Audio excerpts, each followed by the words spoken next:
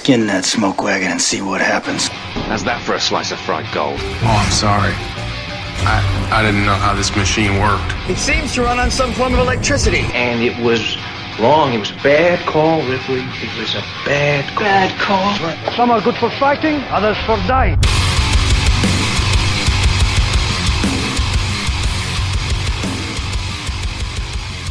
It's just two movies.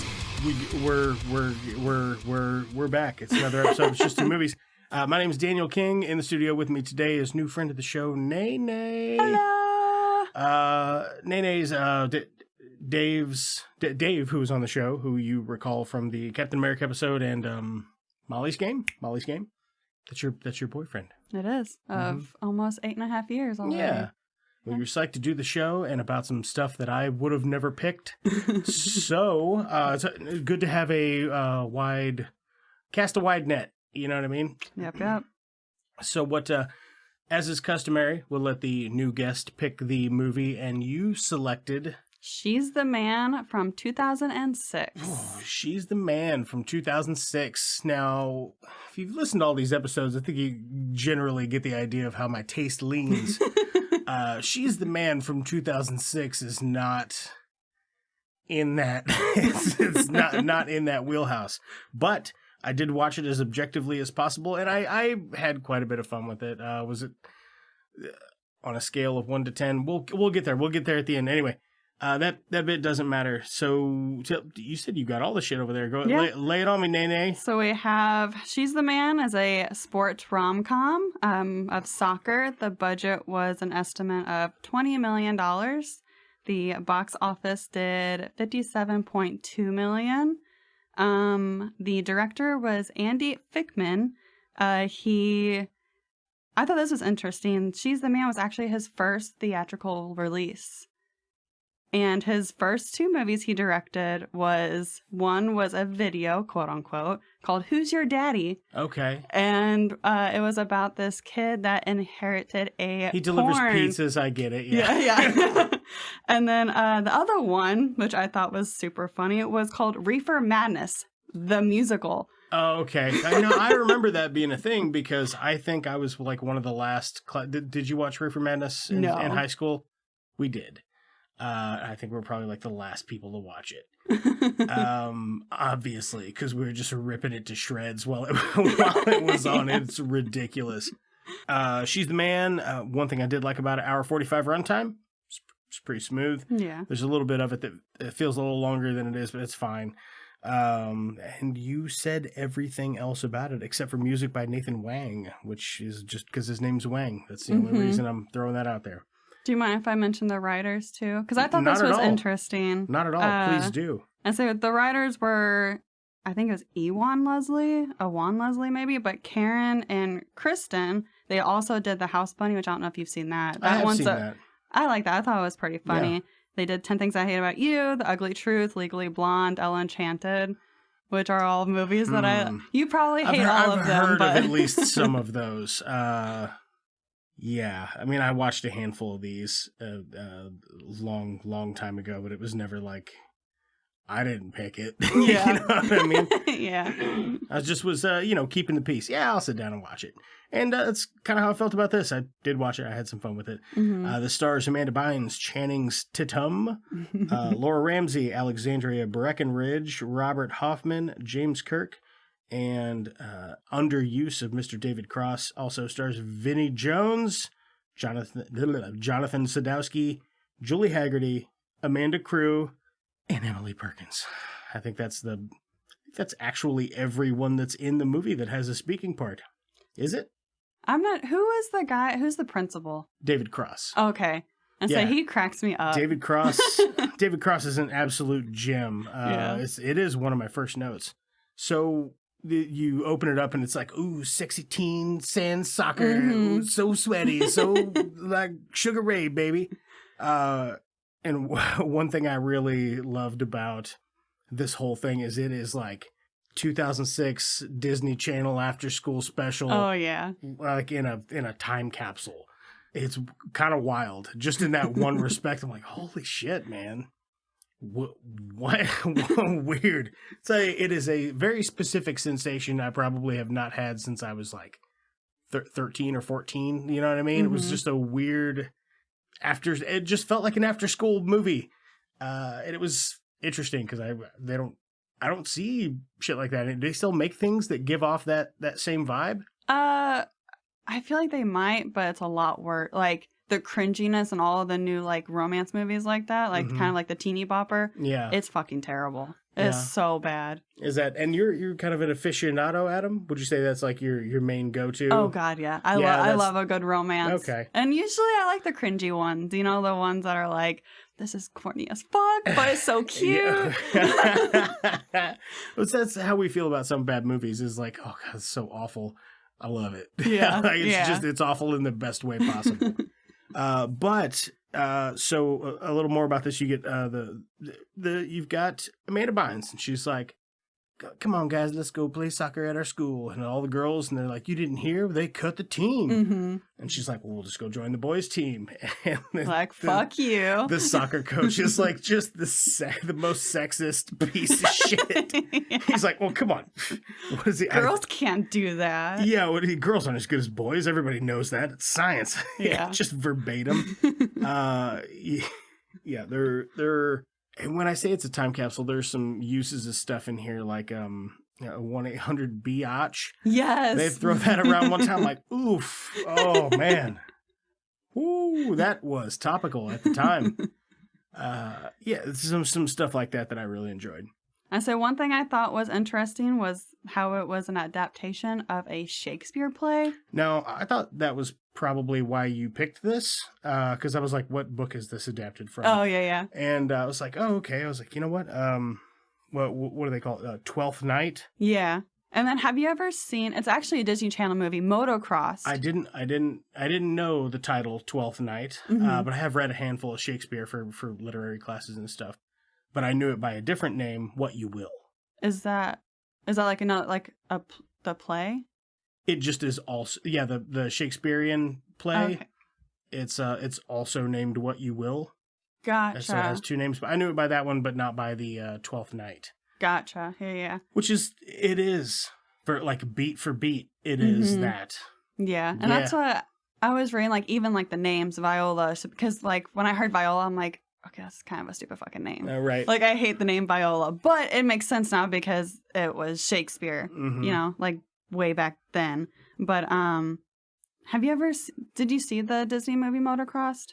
Motocrossed? Yeah, it was about the sister, and she like rides dirt bikes, but her brother like gets hurt or something, so she like takes his place, and she wins, and yeah. And then she's faced with an obstacle, and she doubles down and really head down, numbers up, and she achieves her achieves her goal. Yeah. It's weird. Yeah. But and then there was another personal conflict that's been resolved by the end of the... Yeah. I've never seen it, actually. No, I get it. It was whatever day that I was watching one of these, and I was like, these are all the same. And then somebody's like challenged it, and I was like, name one. Name any one. And they're all that. It's all they're just a different fluff on each one's. But the cast, good camera work, and a good director can still make it fun no matter what the fluff is. If they work at a gingerbread shop, it wouldn't have made a difference. If the comedy's there, it's there. Yeah, and that's how when I did some like of the research, the director, I forget his name already. The director did a lot of they let the actors do like a lot of ad libs to where you know, if they just do what you feel. What do you think of, like, if it's funny, like that one scene where Channing Tatum like does the weird phone flip and he like answers it or whatever? Yeah. That was actually like... That was ad lib? Yeah. Because that's one of the funnier... it's one of the funnier bits. Yeah, that's what I thought too. Some of it feels a little buttoned up and some of it's like... It's because I'm not the audience for this. Yeah. Is why. Like, I understand that there's comedy in it, like, constantly. And it's not funny. It's just not for me. Mm-hmm. Because I like, you know, there's some... I need a dick and fart joke. Or like a murder. I'm jumping way ahead here. There's a bit where they're all fighting in the bathroom. And she's like, oh, you bitch. Oh, yeah. And they are like pushing and shoving each other and like throwing them across the room.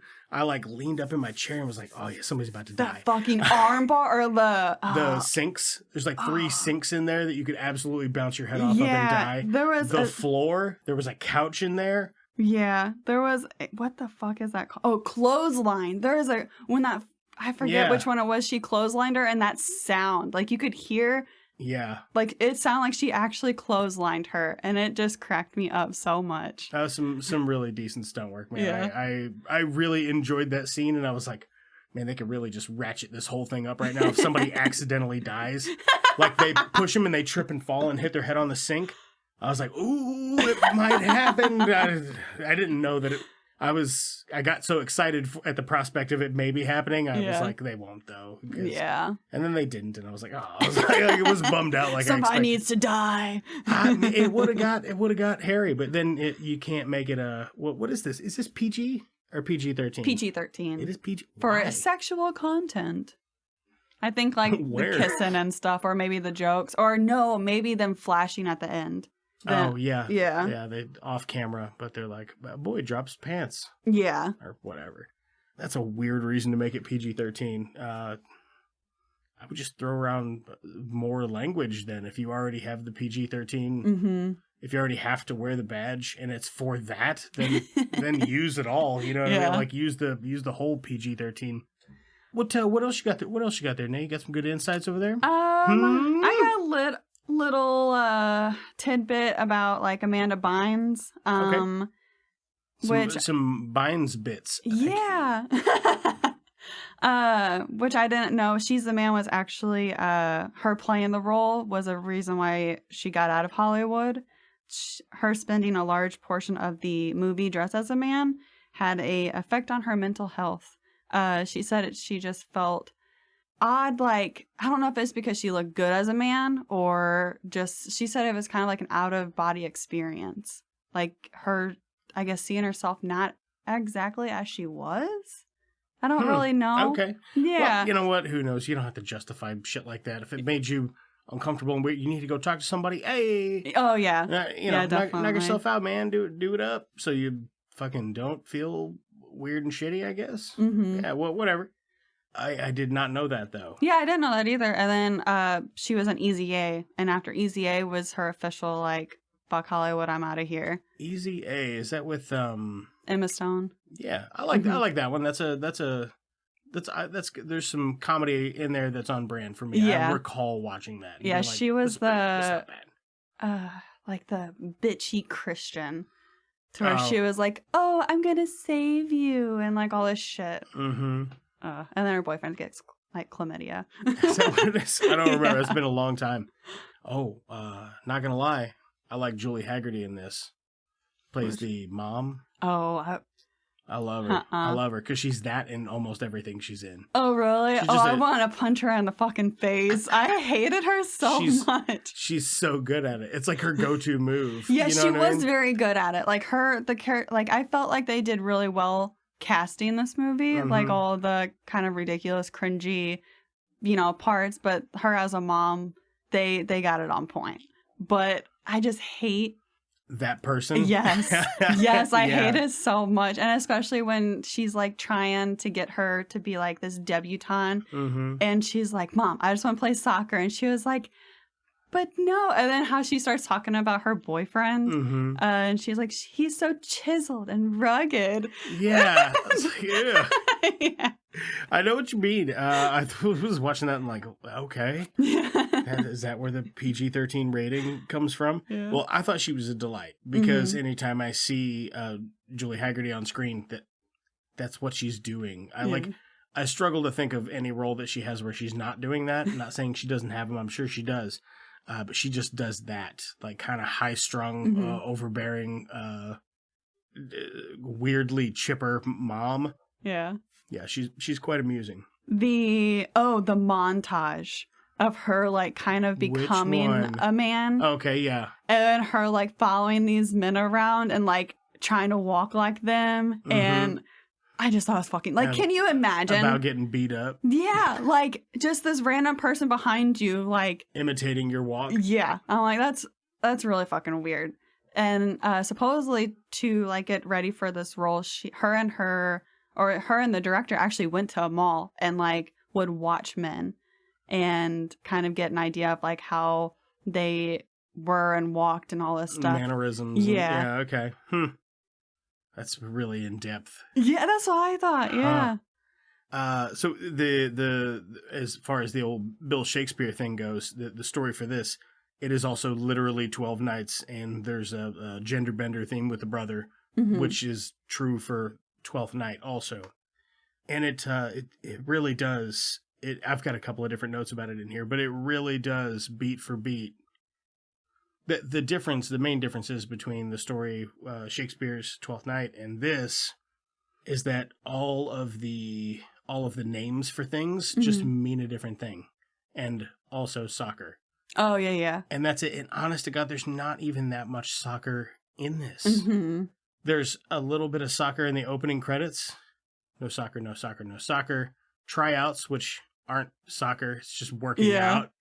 And then a little soccer montage, and then a big game at the end that lasts 8 minutes. Yeah, maybe. For a soccer, like a very soccer-themed movie, there's like barely any soccer in it at all. And they actually like... The soccer is good, though, that's when it's what in I there. thought, yeah. Except like the weird random flips. Did you notice those?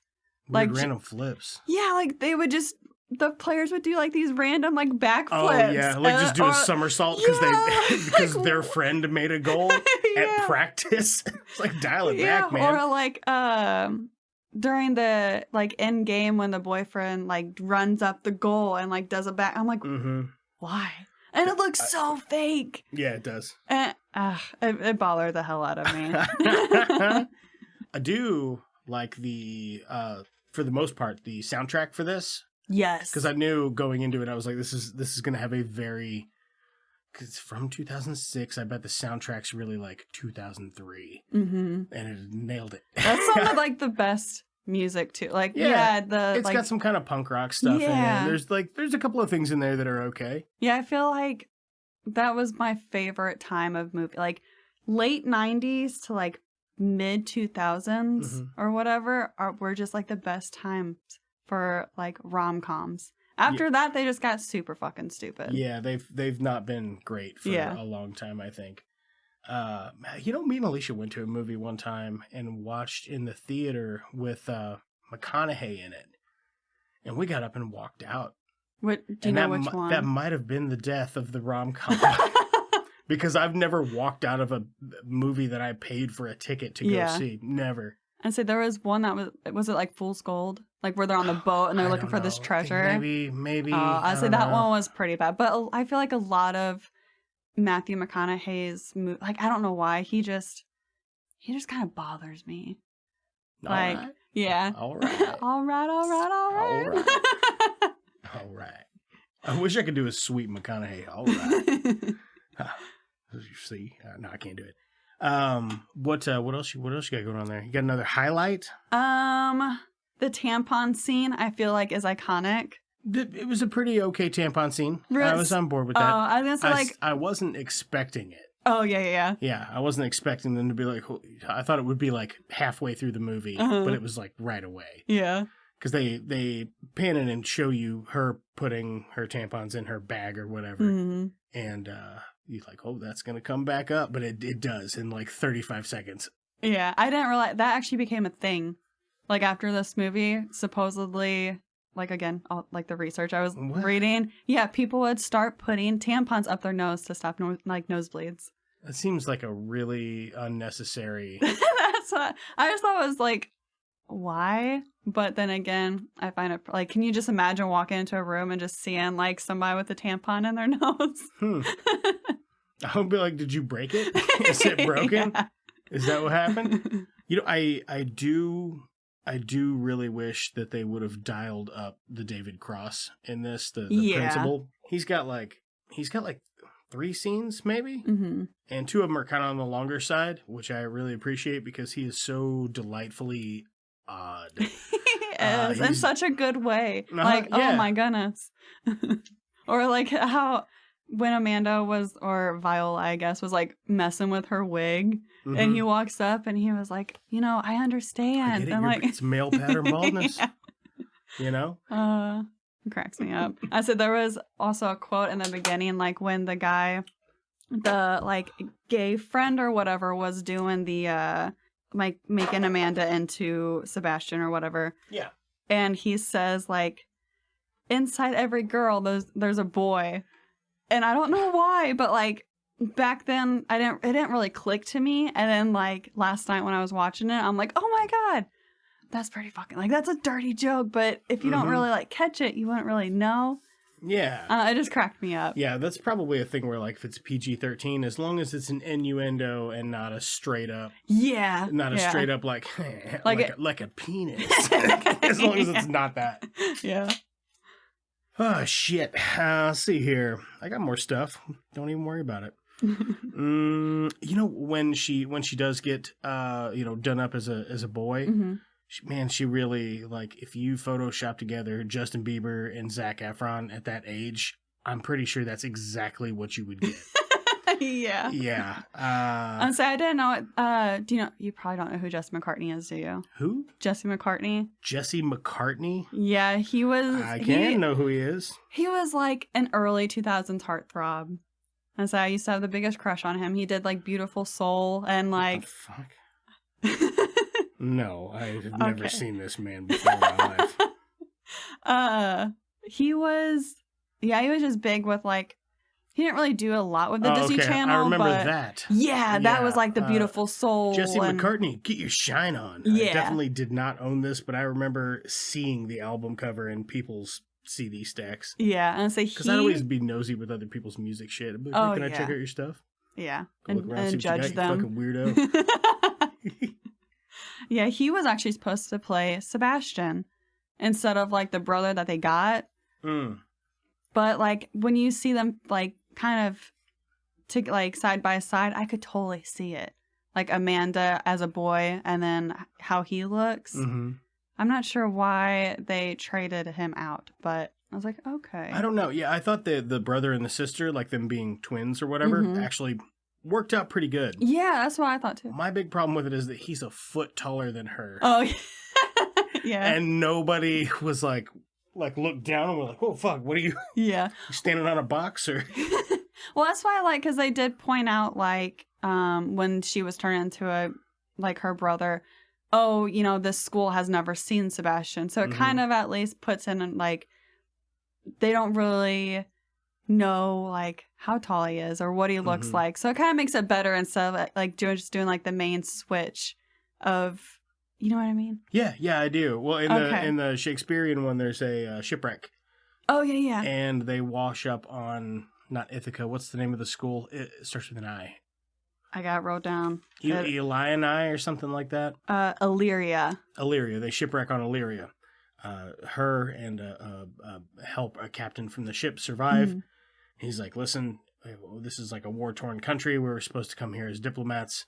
Let me dress you up like your brother, and then we'll go in there and make nice, and then we'll get the fuck out of here. Yeah. Because your brother had to have drowned. Well, he didn't drown. He shows up at the end. But then there's a love triangle exactly like this. It's the exact same thing. A woman dresses up as a man and goes into a city. Love triangle. Brother shows back up. It's the exact same. It was an interesting parallel. I thought, like, okay. Yeah, I was kind of into it.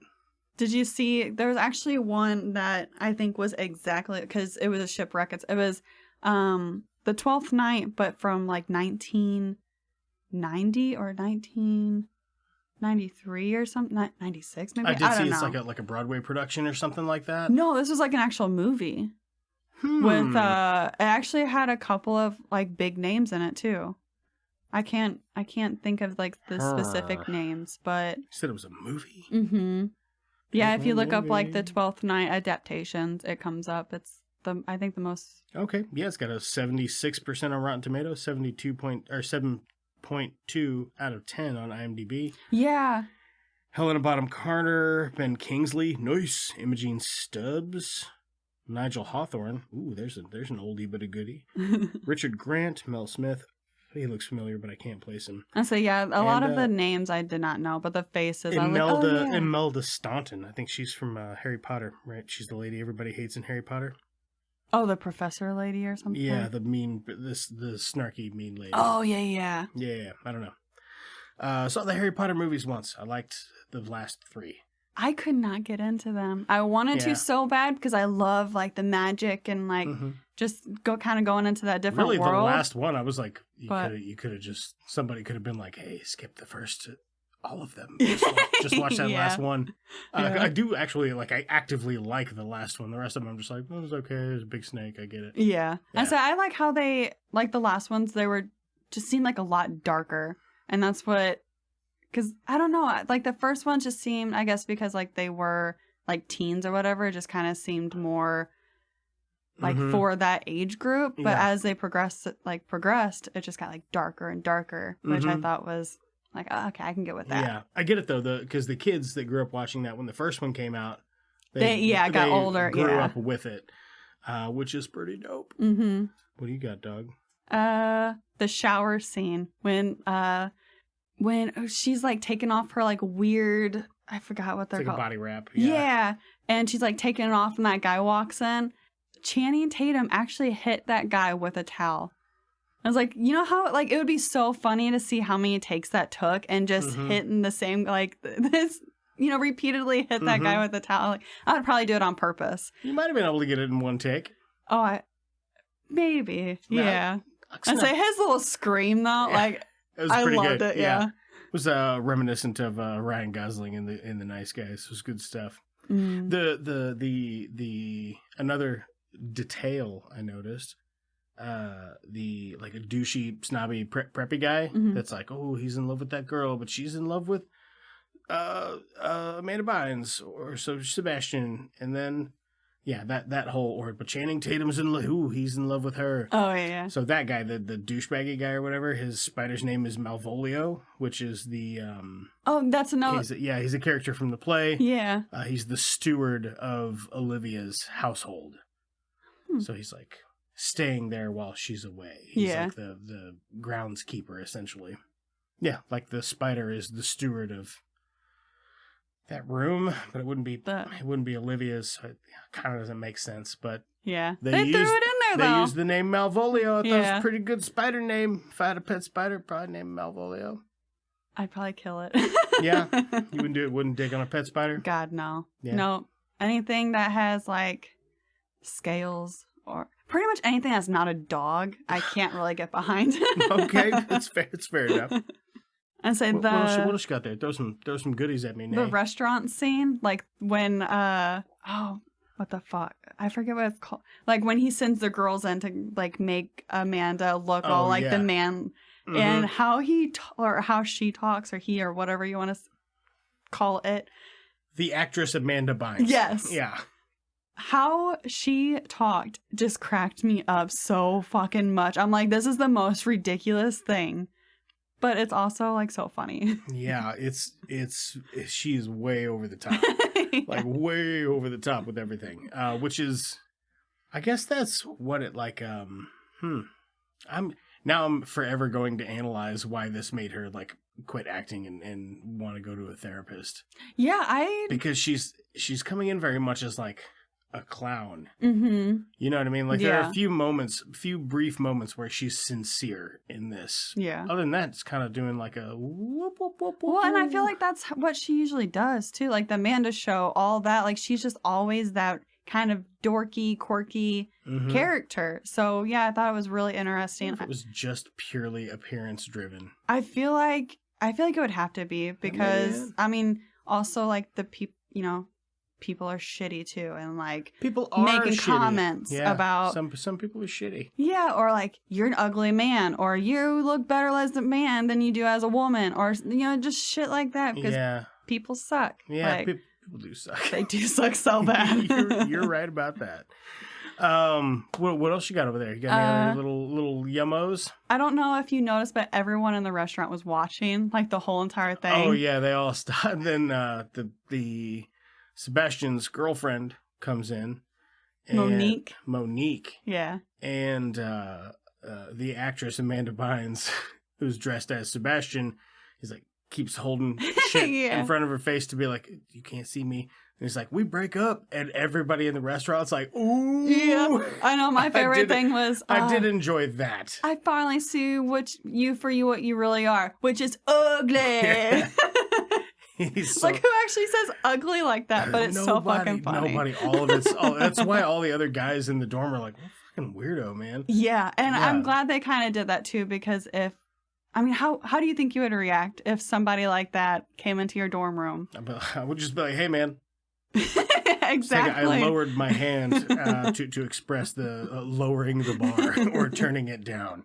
Yeah, because she was a lot, and I'm glad they kind of made it to where they like kind of pushed away from her, because I would probably do this or ask for a different roommate or something, because that was awkward. And you don't like, she could be a serial killer, like you don't know. She could be.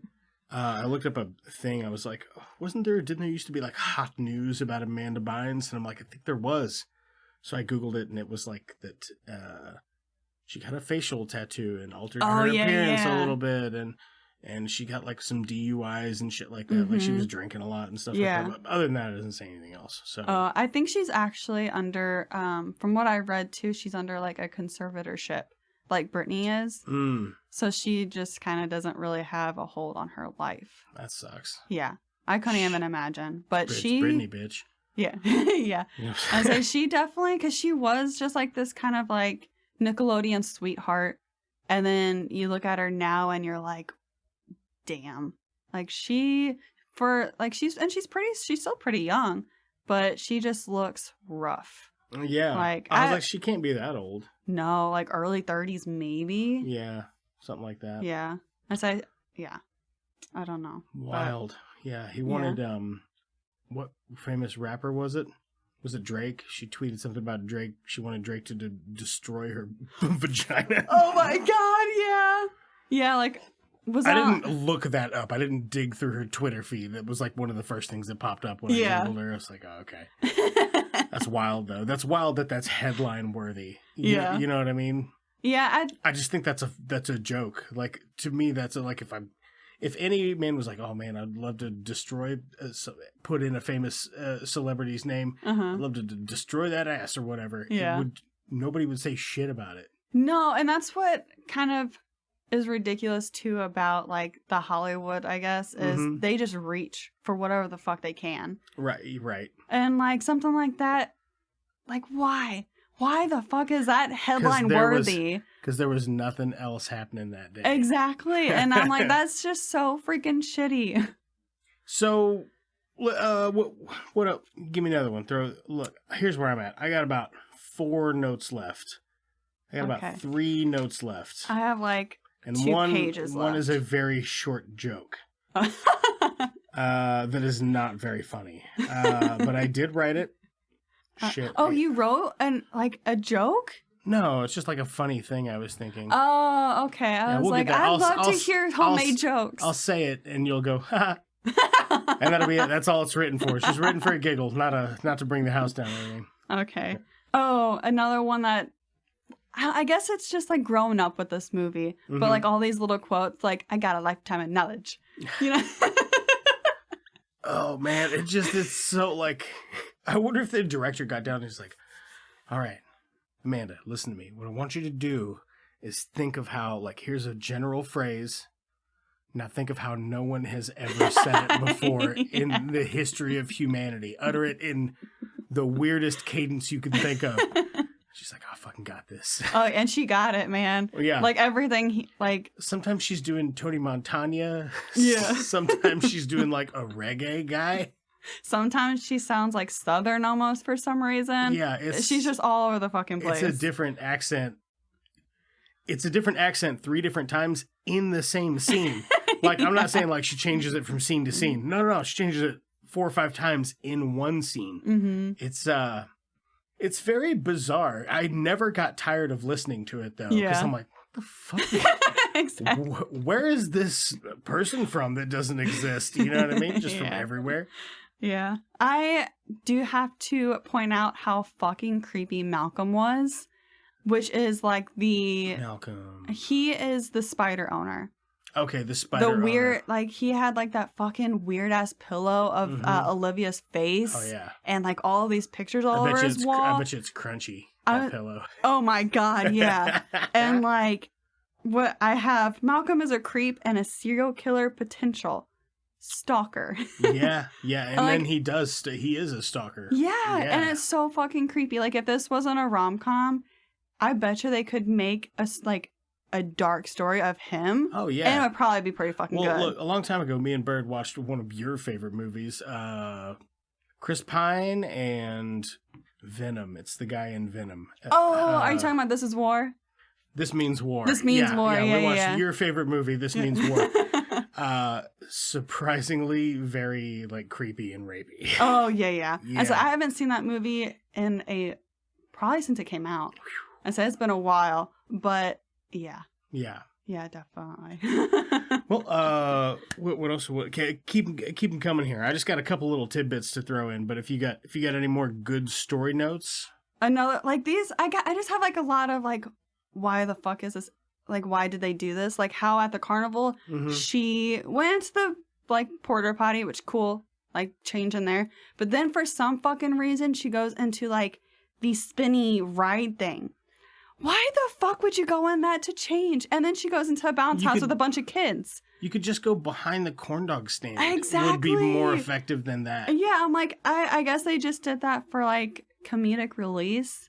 But I'm like, it's just, why? It's not like, fun. Why do that? It looks unkind. She's, like, faking getting sick while she's doing it. And that's not convincing either. I'm just like... Or, like, even the sideburn on the kid, though, that kind of cracked me up. Yeah, I wish they had just done, like, a Superman thing. Like, where she, like, looks around and then goes into a porta potty and then comes right back out and she's changed. There we go. Or even, like, the people, like, when she came out of the porta potty and the people were like, what the fuck just happened? That I can get behind. I think that was really funny. But, yeah, the ride in the, like, bouncy house, I'm like, nah. No, man. Stupid. That ain't it. Yeah. Let's see, do I have anything about the carnival? Kissing booths are weird. They are really fucking weird. Isn't that a fucking weird thing? Yes. Me and Dave were actually talking about that. And that was a thing when I was a kid. Like really? When I was a little kid, you go to like the county fair. Yeah. They'd have kissing booths and stuff like that set up. My mom's like, why don't you go to the kissing booth? And I was like, no, that's fucking weird. Yeah. Like, I was a little kid. I was like, no, that sounds real strange. I don't want to just like kiss a stranger. No, thank you. And I gotta think, like, what is the line for a prostitute? Like, because you're paying. What's the line? Yeah, like, because you're essentially paying to get, like, a kiss, you know? But is that not prostitution? Or is this prostitution just strictly sex? As soon as one person gets sexual gratification from it, then it is. Okay. Yeah, so if there's, like, one pervert in there who, like, gets that old guy? That old guy? Yeah. That's not actually gum. Right, yeah. Oh, gross, man. Fucking. Yeah, or the kid, he's like, oh, you don't have to flirt with her first. You're paying for it. And I'm like, you're like fucking 12. Just, like, that's what my dad says anyway on the weekends. Yeah. My mom stays at her sister's. Oh, God. There's a bit where she's going to the debutante thing or whatever. You know what I'm talking about? She goes to the debutante like a meeting or whatever. Secret. Yeah. This is right before the bathroom fight thing breaks out, and they're like eating chicken. And everybody's got their forks and their knives, and she's just chomping away. Dude, she is eating that thing like the fucking steward of Gondor. Do you know what I'm talking about? No. Have you ever seen Lord of the Rings? No. Oh, man. Well, there's one. I fell asleep. There's one where he's like, sing for me, Hobbit, and he has this feast, and it's disgusting. He's like, just eating in the grossest manner you've ever seen with this beautiful music in the background, like the tension's starting to ratchet up. And it is gross, much like how she was enjoying this chicken leg. Yeah. I wrote down that Steward of Gondor joke, but it didn't land. Wrong crowd. I'm sorry. That's okay. Don't worry about it. They're not all home runs. I'm saying, I don't really remember. I remember going to see The Two Towers with my dad, and that's the only movie I've ever fell asleep in the theater. Wow. Yeah. But it was also, I think, like fucking 3 hours long or something. They're all 3 hours long. Okay, yeah. I was like, I would like the idea of them. I love. Including The Hobbit, there are 6 of them. And they're all 3 hours long. Oh, good God. Yeah. I can't. Oh, I'm into it. I love it. Oh, really? Well, I read Tolkien when I was a kid, so it's like I get like very, very into it. Yeah. Anyway, what else you got there? What happens after that? Is it they're at the fair, they're doing the weird fair thing. Oh, Channing's Tatum hits he punches Olivia's ex-boyfriend from the other school, the douchebag goalie guy. Yeah. He punches him and they punch each other, have a little punchy. Which I guess it's a 2006 thing, but his fucking popped collar. I'm like, God dang, you're a douche. I fucking hate it. At least he wasn't wearing 2 polos, like with the popped collar. Oh, yeah.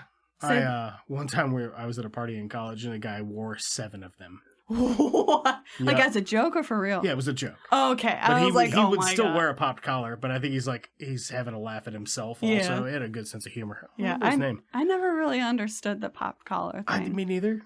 I tell you when it does make sense, when it's very cold outside. Oh, definitely. Yeah. Yeah. Or just wear a scarf. Yeah, scarf's good too. So they do that, and then, gosh, I keep bouncing back and forth. I forget what is directly after that. And then the Carnival, the fight. Is it then the debutante thing? I can't remember. Oh, I remember. I'll tell you what happens. Look, I'm going to speed through a little bit of this because we're having a good time chit-chatting. Okay. But we do have to get to a stopping point at some point. So I will say this. For the next 20 minutes of this movie, the love triangle doubles. Mm-hmm. So it becomes a love square. If they're isosceles. Not isosceles. Wait, do 2 isosceles triangles? 2 isosceles triangles. I cheated my way through geometry. I have no fucking idea. I always thought that I was going to use it like every day of my life, and that's why we had to learn it in the first place. Turns out I haven't used it since then. Yeah. I feel like that's like 90% of high school. You just don't use it. Yeah, exactly. At least to me. So the love triangle, the plot thickens there. Mm-hmm. That's all that happens. There's some, ooh, you double-crossed me, and yeah, ooh, quit kissing my girl, and blah, blah. There's some of those kind of accusations flying around. And then... I say, do you remember Eunice? She was like the creepy-ass like girl with like the braces. Oh, yeah. I thought she was charming. I really? liked Eunice, yeah. Oh my God. I thought she was so creepy, especially like when... She reminded me of, you seen that fucking sitcom with Glenn Howerton where he's a teacher? He's like a shitty teacher. Who's Glenn Howerton? From It's Always Sunny in Philadelphia. Oh my God, yeah. I forget have you seen what... that show? It reminds me of that girl that's in his class. the real dorky one. She's like, what do you say we do to him, boss? And she's got the real thick Coke bottle glass. She's, you mean take him out back and stab that kidney? He's like, what? God, no. Yeah. See, that I can... weirdly. I can like your energy, though. Exactly. My thing was her, like, being all weirdly touchy and, like, watching her sleep, or him sleep. Yeah. And was like, I made you breakfast. It's just a cupcake. Yeah. Like, no, you might eat a cupcake for breakfast. Yeah. It'd be a hard pass for me. How do we button this thing up? The brother comes back. They're doing the soccer game, and the brother made it to the field before Amanda Bynes did. Mm-hmm. And he's like, why the fuck am I here? Yeah, he's like, this is dumb. Yeah. And then they're playing soccer, and he's sucking at it, and everybody's like, fuck you, man. Mm-hmm. Nobody can tell the difference, though, between Amanda Bynes in a wig and a man they've never seen before. That's a foot taller. Yeah. Yeah, it's pretty humorous. The soccer game part of it's probably one of my favorite parts because they put in... There's as much tension in the soccer game as there is in the whole rest of the movie. But some of the soccer stuff's pretty good too. Anyway, it doesn't matter. So then they stop the game and David Cross comes back out with the like nerdy rapey stalker guy. And they think they figured it out that Sebastian's a woman. And he's like, no, man, I'll just pull my dick out. And everybody's like, ooh, nice dick. Like everybody in the stadium. And the dad's like, that's my boy. Yeah, real creepy. Yeah. And then later the girl comes out and she's like, I done it, you guys. I'm Amanda Bynes. I'm not Sebastian. I'm going to show everybody my titties show now. Everybody my boobs. And they're all like, just appalled. You know what I mean? Yeah, and I feel like that also shows just the fucking gender shit that goes on. Like, it's okay for guys, but girls, no, you can't do that. It's so weird, man. It's like, I just find that so strange. Yeah. Because this is a movie from 2006, and almost all of the, like, B movies we watch for the bad movies, almost all of them have tits in them. Yeah. Almost every single one. It doesn't matter if it's for the length of the movie, or for 30 seconds, or for 10 seconds. But it's in all of it. And then in a movie like this, it's like, the boy pulls out his dick at a high school soccer game, and nobody is like, boo. Yeah. Not one person is like, what the fuck, man? Even some of the guys were like, damn. Because they brought their kids and shit. You know what I mean? Like, you get put on a list for that. You know what I mean? Yeah. But they're just like, yeah, good job. good wiener, man. They just love it. I'd say also, like, would that define as the person being different, or would you just think they may just have both? What do you mean? Because, I mean, it's two different parts of the body, you know? Like, the guy shows its dick, and then the girl shows her, you know, boobies. Oh, yeah. But separately... But they're both standing there now, I guess would be the are you they? know what I mean? Yeah, at the end there, they're both there. Oh, okay. I was like, because like, I'm not a girl. Yeah. You'll notice by my penis. It's fucking ridiculous. Yeah. She's like, I am a girl. Takes off the wig, has like long, beautiful hair, and they're all like, I don't know. Yeah. And she's like, oh, hold on. Here's my boobs, by the way. For no reason. Like, she flashed them for no reason. Yeah. Yes, it's ridiculous. I really like the coach. Oh my God, yeah. Especially when, like, they all start fighting and that he's, like, going out there and just fucking throwing people. Like, the poor guy that's limping, and he just takes his shirt and just throws him on the ground. Yeah, it's a Vinnie Jones. Yeah. Yeah, he cracked me up. We play football. Or whatever he would say. I don't know. He had some sweet shit to say. He looked like he would just, like, choke you to death for 100%, no reason. Yeah. Would just grab you by the throat, lift you up off the ground, and strangle the life out of you. It looks like he's about to have a stroke any second. Yeah, so they wrap it up, and even mom and dad might get back together. Oh, yeah. I called that, like, first 10 minutes or whatever. Oh, I was really? like, oh, her parents are divorced? We'll see about that. Yeah. There is something I wanted to point out, though, which I thought was just really, really fucking weird. So the real Sebastian shows up to the high school, getting back from London or whatever. Olivia goes up to him and kisses him and recites his lyrics. And then later on, he finds a man, or Viola, and he's like, oh, this is my dream girl. She kissed me. And the fuck, dude? Like, how... I would automatically think if somebody did that, like, some person I never met came up and kissed me and then, like, recited something that I wrote that nobody knows, that's a fucking stalker. Yeah. Like, how is that your dream girl? That's creepy as shit. It is. And I'm like, why? Maybe he's just into that. Maybe I guess, that's yeah. his thing.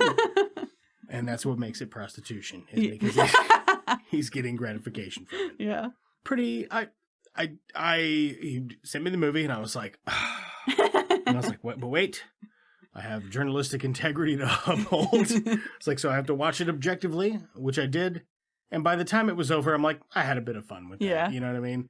If I had to give it, what kind of thumbs would you? I was gonna say, like, low hanging fruits, like soccer thumbs. They could be tampon thumbs. There we go. Tampon thumb. Beckham does it all the time. She says. Like, oh, wait, for real? Yeah, that changes everything. Nobody plays any other sports in that school. It's just soccer bust. Like, there's not a football or a frisbee anywhere. Yeah. We'll do how many tampon thumbs out of 10 tampon thumbs out would of you 10? give this? Oh shit. I feel like mainly because of the little one-liners that just fucking crack me up. I'd have to give it probably like a 7. 7 tampon thumbs. Okay. Yeah. Yeah. I'm going to give it a 6. Okay. Because on an even keel, I was going to give it a 5. But especially reminiscing about some of the finer points of it, I'm like, I did kind of enjoy that part. You know, I kind of enjoyed this part. Is it a movie I would ever watch again? No. Yeah. No, I'll never. I will say, though, that 6 would have got bumped up to like a 7.5 if there would have been a murder in there anywhere. Yeah, like the stalker like, guy. What is as silly as some of this was, if like one of those girls just like tripped, like she pushed her and she hit her head on the sink and they died in that bathroom and that other lady never came in there, they would just leave and walk out. And then that lady would walk in and find that dead body and just go, and then never come back to it. Like, never mention it again for the rest of the movie. What about if they brought somebody else in to look like that girl?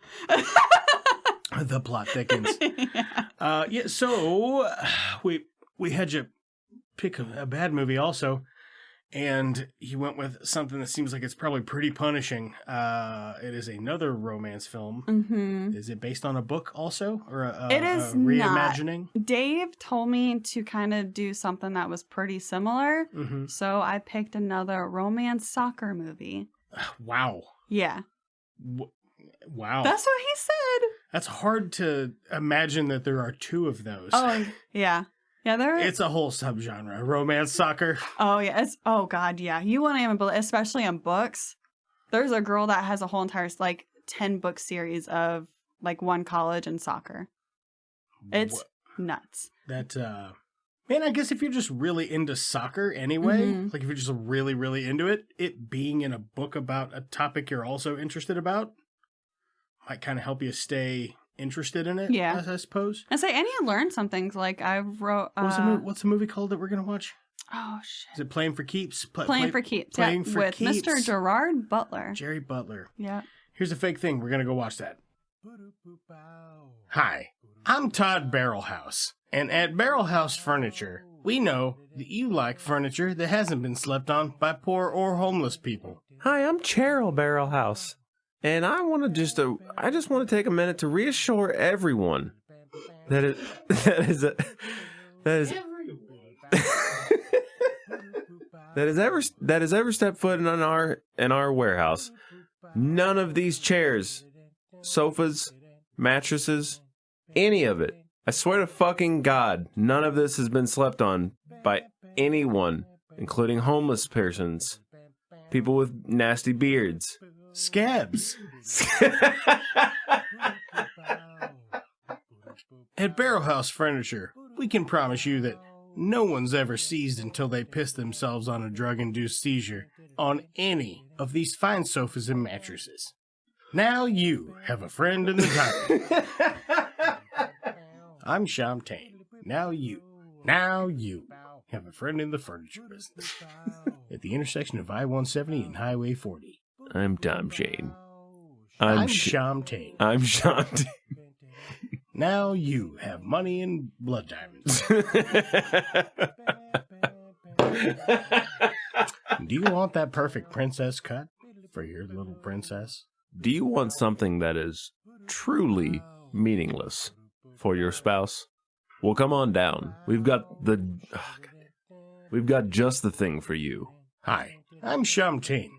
And if you don't have enough bills to pay, contact us at the intersection of I-170 and Highway 40. Now you have a friend in the diamond industry. Because you like nice things.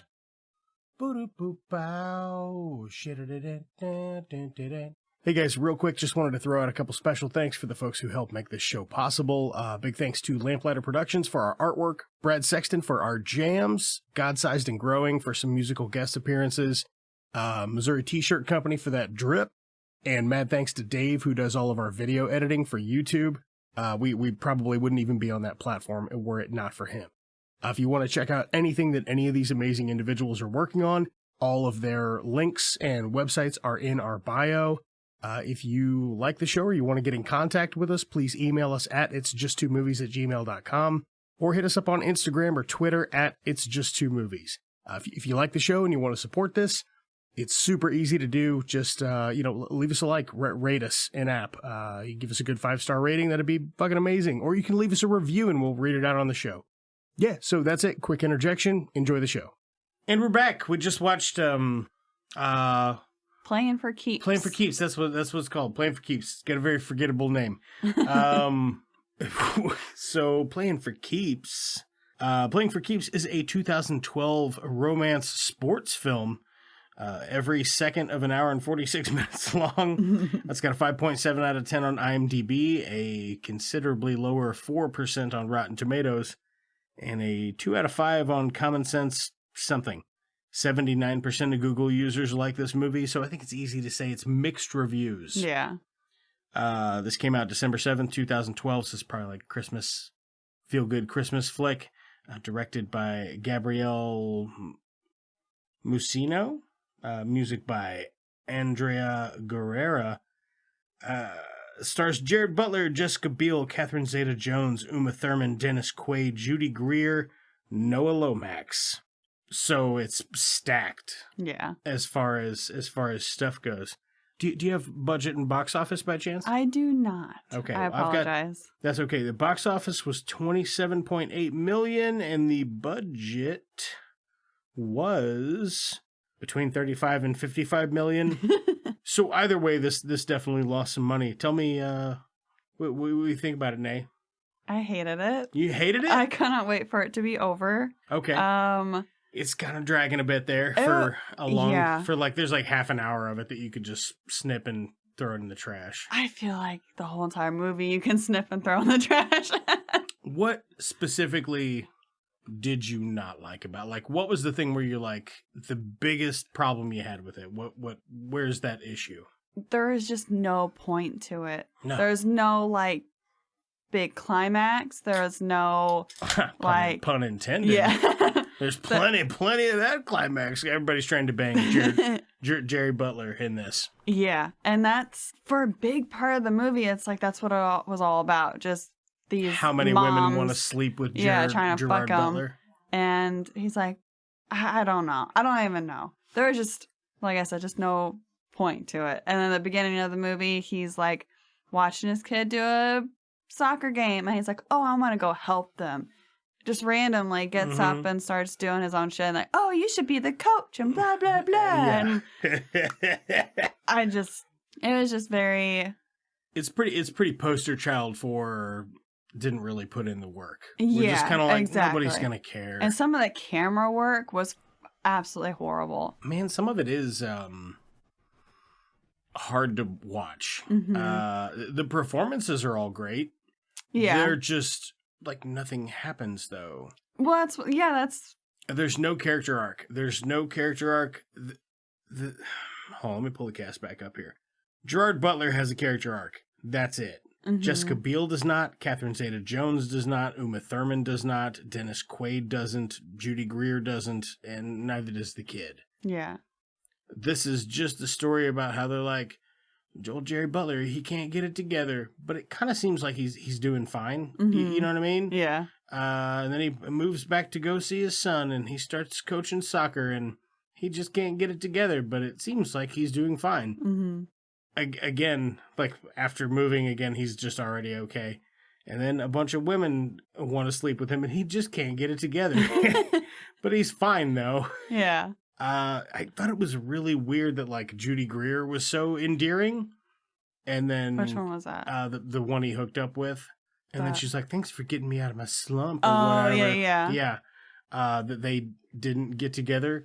But, like, creepy calls him from, like, 20 feet away. Yeah, she's a little... she's manic, but she was endearing, I thought. I just thought that was weird that didn't go anywhere. Just, like, randomly, by the way, make him bang Judy Greer. Yeah. And then, like, just drop her like a sack of shit. Yeah. To me, it was like... It was almost like they had this...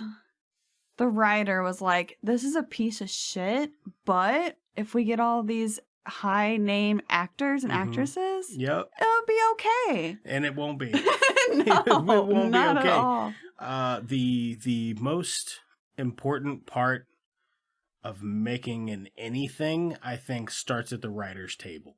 And then everything else, like, you can even have a good thing from the writer's table and it turn out to be shit if everything else falls apart. But everything else can be, like, a lot more lenient because everything's secondary to, is the story good? Yeah. If the story's good, we'll be into it, even if it looks kind of shitty and whatever, you know what I mean? There's movies that have proven that.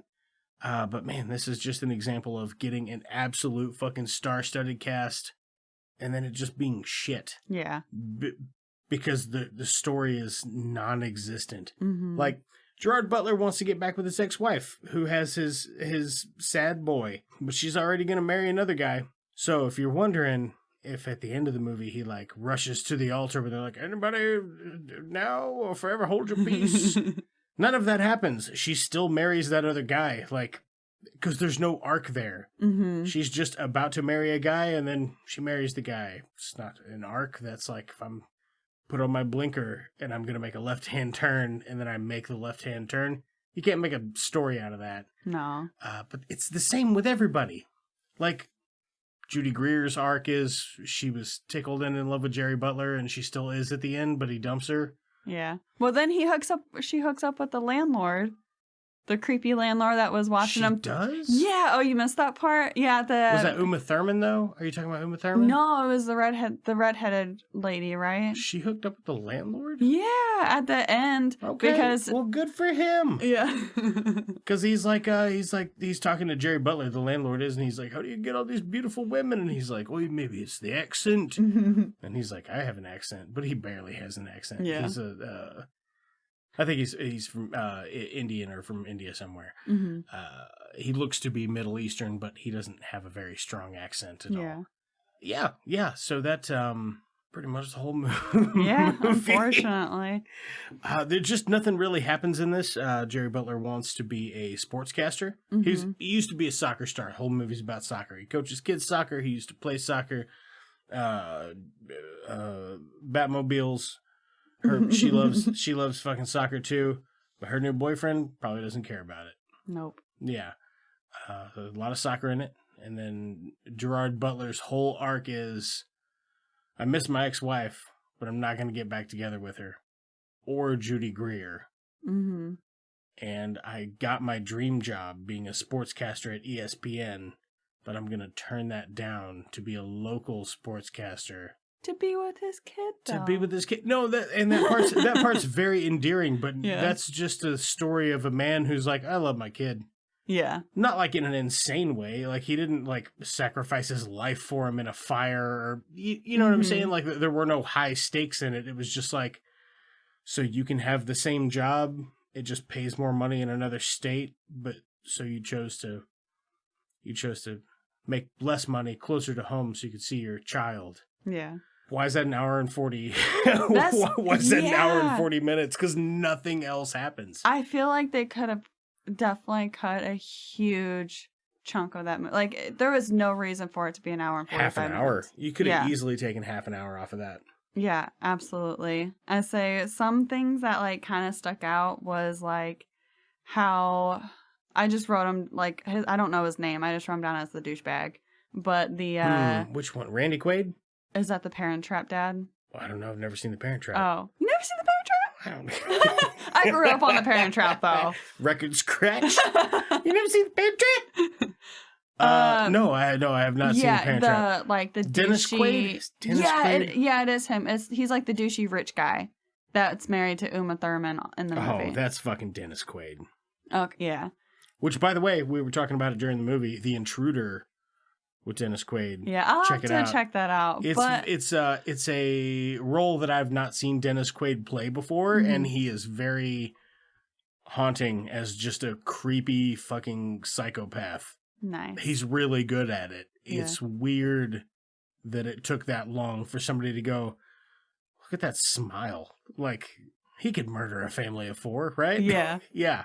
No, one thing that just how he kind of goes up to Gerard Butler and was like, hands him a huge stack of cash. And he's like, well, you know, this is money for the uniforms and blah, blah, blah. But if my daughter, who sings fucking terrible, can, you know, sing the national anthem and then my son be in the goal. Like, I just thought it was weird how he like paid him off he for paid his off a kids. This is like fucking YMCA. This is not like private school soccer or anything. His child, just so we're on the same page here, his kid is like 9, 8 maybe. Yeah. 8, 9. Little kid. And it's just fucking weird. Like, it's weird that someone would hand you a brown envelope full of a lot of cash to be like, hey, make sure my kid plays soccer at this YMCA soccer game where all the kids play anyway. Yeah. And then, like, Gerard Butler keeps the money, and then, like, his landlord's like, you owe me money, blah, blah, blah. And Gerard Butler gives him the money. I'm sorry, what like, did you say? What? What? No, carry on. But Gerard Butler, or the landlord's like, you know, give me money, blah, blah, blah. And then, and so Gerard Butler gives him money, but they never, like, return to that huge wad of cash that the douchebag gives him. I'm like, that's just fucking weird. No, like, I guess it was like an actual payoff. If he gave him, if he's like, how much do I owe you? $900, and there's more than that in that envelope, it's a ridiculous. It's like thousands of dollars. Exactly. Because you get a peek at it, but you can't see what's in it. You just see like the loose bills. Mm-hmm. But he pays him $900, closes the envelope, and they're all 100s, and it's still thick. Yeah, you know what I mean? It's still a thick envelope. So would he give him like $20,000 to let your kid sing the national anthem at a fucking YMCA soccer game? What? And then, like, at the dinner party, the dentist guy was, like, just bragging about him cheating on his wife. Yeah. It's like, but why? Like, why does that... I don't know. I just don't get it. No, he's like, I don't know why, Gerry Butler, but I trust you. Trust you enough to tell you I'm banging that lady over there. Yeah, and then has his wife followed by a PI. Yeah, but Gerry Butler, like, he takes it to the grave with him. He never tells a soul, like, that guy was fucking around on his wife. Never says anything about it. Never comes up again. Yeah. They just wanted to show you that Dennis Quaid is... a douche. Disturbed, I guess. Like, why would you tell a total stranger that you're fucking around on your wife and give him $20,000 and lends him his fucking it just doesn't make any sense. Lamborghini or Ferrari or whatever it was. Lends him a pretty sick Ferrari. This I loved a lot. Gerry Butler, now you know I'm not a car guy, but I'm pretty sure Gerry Butler is driving a 72 Porsche 911 convertible. And everybody's like, oh man, your shitty car. It's like $100,000. It's like $100,000 fucking classic car. And everybody's like, oh man, look at that shit box. Yeah, can't believe you're driving that, you fucking loser. Oh my God. It's just $100,000 sports car. Yeah, and he gets in the Ferrari and he's like, whoa, this is way nicer. It's because it's new. Yeah. Because it's new. That's why. I wonder how much a 2000, when did this come out? 2012? Mm-hmm. All right, hold on. I'm going to look up 2012 Ferrari. I never understood the car thing either. Like, it's a tax write-off. That's what it is. For sale. Let's see how much these puppies go for. Check out those Carfax. This episode brought to you by Carfax. $109,000. So $9,000 more than the car he was already driving. But it was red and newer, like you said. It was red and not green. That's true. I did like the bit where we're watching this bad movie and it's like it's him and his kid and he's got him in his apartment or whatever in his little guest house. He's unpacking still. And they're having a nice evening. They order pizza and they're watching a movie and they're watching a bad movie. Oh, yeah. And I could not bring myself to pause it because I just knew the movie was super long. It's not super long, but an hour and 45 for something that doesn't go anywhere is quite long. Yeah. But I wish I could have paused it and seen what movie it was. I tried to Google it. I couldn't find anything on it. If you're out there and you know what movie they're watching in this awful thing that has a 4% on Rotten Tomatoes, please write me at it's-just2movies@gmail.com. On Twitter, Instagram, at it's-just2movies, and all those other things. It's just 2 movies. By the way, this episode is not going to come out until the new year. Oh, nice. How do you have anything you'd like to say to future Renee? Or anything you'd like to project through time and space? Ooh-wee. Ooh-wee. Good night, folks. Back in the new year, 2022, do you have any lofty expectations for next year? No. Mine are super low, but I feel like they might get met. Oh, yeah. Yeah, we recently came back. I didn't do a whole lot of recording and editing through, like, Thanksgiving, Christmas. I did a couple here and there, so we've got a couple in the can. Mm-hmm. But it was really nice to take some time off of doing the podcast, which I love doing. I absolutely love doing the podcast. But yeah, it was nice to have some time off. Yeah, definitely. It's weird talking about it because it hasn't happened yet. Yeah. What's today? November 12th. It's November the 12th, and I'm having a conversation about taking time off in a month and a half. It's weird. I wish I had the time to like record the podcast and then like do it the next morning and just release it like Saturday 11 a.m. or whatever. Yeah. You know what I mean? Mm-hmm. Because it could be more topical. But you know, it takes like fucking 6 hours to edit the whole once we're done with the recording, I'll have to come back in here for 6 hours until it's a finished product. Dang. Yeah, no, it takes a long time. That's nuts, yeah. It's fun though. Like I enjoy doing it. I'll go back and like fucking giggle and laugh because you will have said something that I wouldn't have caught at some point, but I'll hear it on the edit and I'll just be like, fucking goddamn. Yeah, exactly that.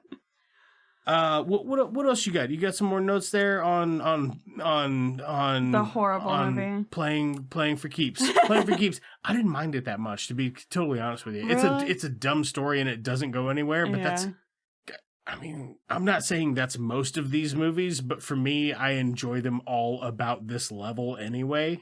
Really? So the fact that it doesn't go anywhere doesn't really, it's not a knock against it for me because I still was like, there's little quips and quotes and a lot of it doesn't make sense and there's a ton of plot holes, but that's a lot of them. Yeah. That's why I normally don't seek them out to watch them. I'm not like, there's going to be a really rich, endearing story here. It won't be. It'll be I love you. Oh my God. If I love you, I've always loved you. I'll give up a thing. Yeah, I was a fool.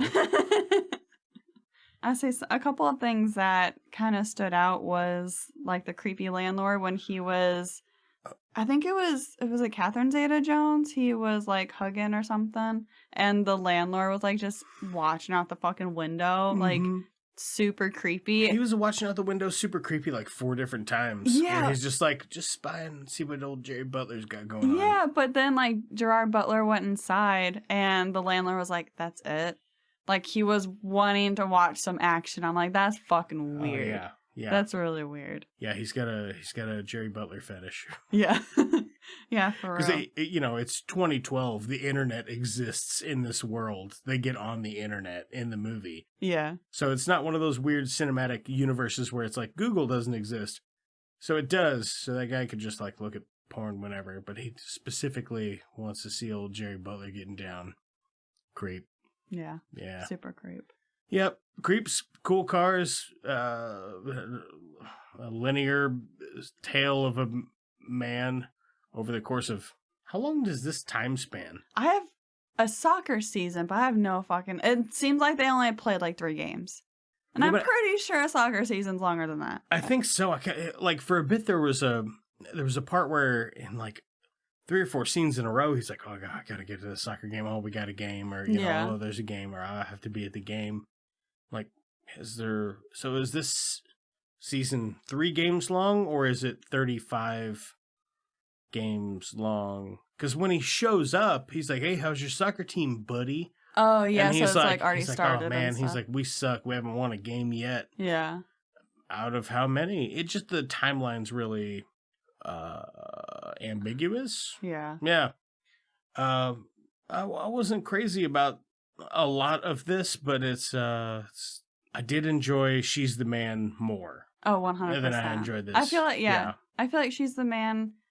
Again, it's just the comment, like the stupid little like one-liners. It just gets me. Yeah. And this one, like, it had a couple of funny like parts where I'm like, it's funny. When the little kid was like, "Let's get those wankers." Yeah. Because it's a little kid and he's trying to impersonate Gerry Butler, even though Gerry Butler never says wankers. Yeah. It's still pretty funny though. Yeah, that part was funny. Another part that I thought was kind of, I mean, not really a part, but it was just a little ridiculous how Jessica Biel, she's with this guy for 3 years. Mm-hmm. They're engaged. Gerard Butler enters her life again. And then he's like, "Oh, I want you back." And she's like, "No, I can't." But then by the end of the movie, she's like... Seems like she's gonna. She's like on the fence or like just kind of with the other guy. And then Gerard Butler's like, no, she just chooses. You think she's gonna leave her husband for Gerry? Yeah, and she ends up if there leaving was a sequel. him. Did she? Yeah. At the end, she was like, "I called off the wedding." But it's like, the fuck, dude? Like, Greg was just too stable. Yeah, like you're literally trying on these wedding dresses and stuff, and your ex-boyfriend or whatever comes in and it's like, I want to give this another chance. And you're like, okay, the fuck, like what? It's been years. Like that's I just feel like it's super fucked up. Like you're just gonna drop this guy you've engaged to for, I don't know. It bothered me. There's a lot of this that's bothersome. Do you have any more notes actually about the movie? Nope, that's it. That's all you got? Yeah. It was the best I got is if your thumbs were Gerard Butler's and you had all of your 10 fingers were all Gerard Butler thumbs, how many Gerard Butler thumbs would you give this? I'd give it a 3, but only because they're Gerard Butler's thumbs. You just like Gerard Butler? Yeah. Okay. I was going to give it a 3 just because I'm like, I don't know. It seems like it was about half as good as the other one. Yeah. It looked better for the most part. Really? Well, the quality of the camera. I mean, 6 years had elapsed. Oh yeah, you know what I mean? Yeah. It probably went from actually being tape reel video to digital. Maybe. I don't know. I don't really know the difference in the terminology, but it looked a little sharper, even though I would say a lot of the camera work is worse. Too, though? I like the 2 cars in it. I'm not even a car guy, but I swear to God, that's the highlight for me. Yeah. And the fact that someone was like, let's just have every woman throw themselves... Married or single doesn't even matter. Married or single doesn't matter. Doesn't matter if they're of the female persuasion, they're dropping panties for Gerry Butler in this. Which I don't think is a good story arc. I just think it's hilarious. They did it like 5 times. Yeah, and I feel like they could have definitely done it better and shorter. Of him like being a player or something, like even like just like a little montage or just something. You could cut 30-40 minutes off of this and have the exact same movie. Yeah. You could cut an hour off of this and have the exact same movie because nothing happens. It's easy to film nothing for an hour.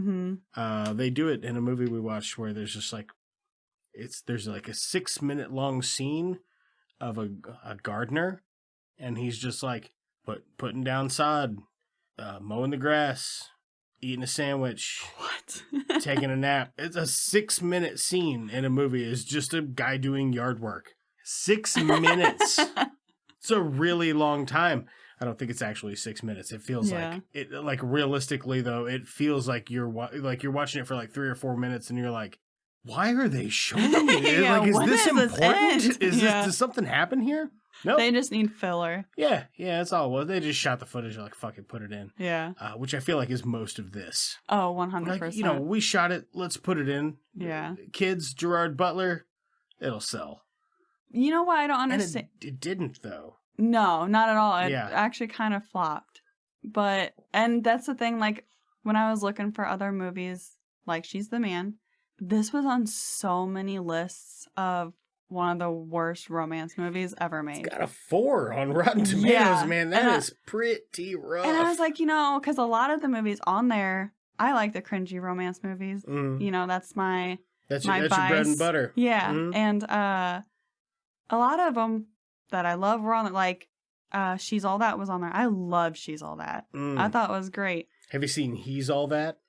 This time it's a boy, but he's getting She's All Thatted. Yeah, it was actually better than I thought. Yeah? Yeah, because... Okay. I just know it's out there in the ether. I've seen She's All That, but it's been a long time.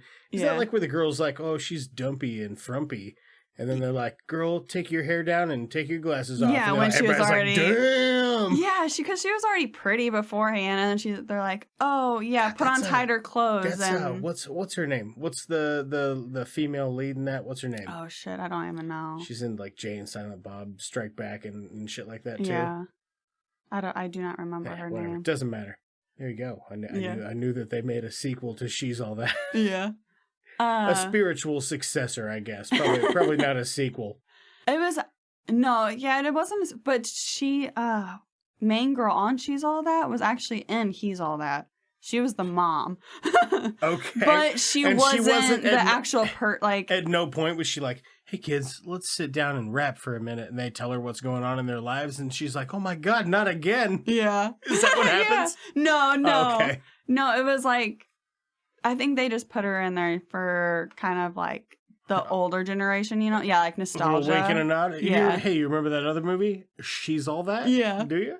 But no, with Playing for Keeps, how Dennis and Uma acted like they were on fucking drugs. But they never said anything about it. Dennis Quaid, I think it's implied that he's high on something, because when he calls Gerry Butler and he's like locked up in jail, he's like Itching rubbing himself yeah. and itching himself and scratching and shit. And I mean, you could attribute that to him just being stressed out from being locked up, but man, it looks like he's fucking high. I was like immediately like, is he on ecstasy? Exactly. Well, when Gerard Butler goes to the house to get the bail money, Uma Thurman looked like she was high too, because she was like just being, I don't know if that was just her character maybe, but she was just being fucking weird. I think she was like banging the pool boy or something, and we just never saw who. She answered the door frantically and out of breath and a little bit sweaty, and her hair kind of messed up. So it looked like she was in there banging somebody.